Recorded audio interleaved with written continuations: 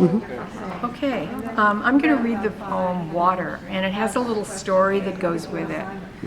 I was going through a divorce, and I was feeling really, really sad. And I had this feeling that I was wandering in the desert.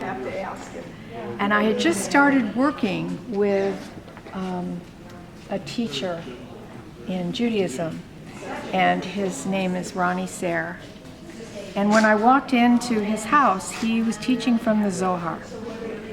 And he was teaching about wandering in the desert, which was exactly what I had been feeling. And so I thought that was very meaningful, and I wrote this poem. And the part of it that isn't true is that I say that Mayim is the root of Shamayim, but I don't think it's actually the root. So Ronnie told me that, but I didn't change it because it works in the poem. Okay, so this is the poem Water.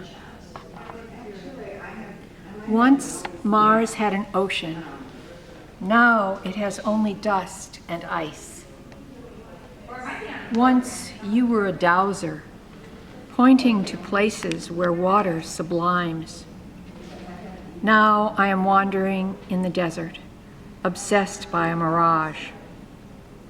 Yesterday, an asteroid as long as a football field nearly crashed into the earth. No one saw it coming. No one knows what saved us. There is no light that does not come from darkness. I am wandering in the desert.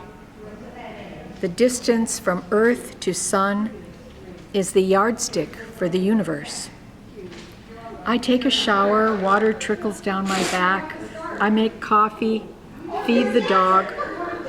I am wandering in the desert. This causes me to make irrational assumptions. For example, if only we could talk again, then I would be happy. I put on my red high-heeled sandals, check myself out in the full-length mirror. The curvature of space depends on material and dark energy. You had a lot of dark energy. It was tricky backing up that spacecraft to the asteroid Eros. The mockingbird outside my teacher's window is imitating Indian ragas, auditioning for the Nature Channel.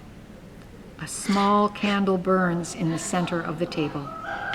On a narrow slip of paper, I write Mayim, the Hebrew word for water.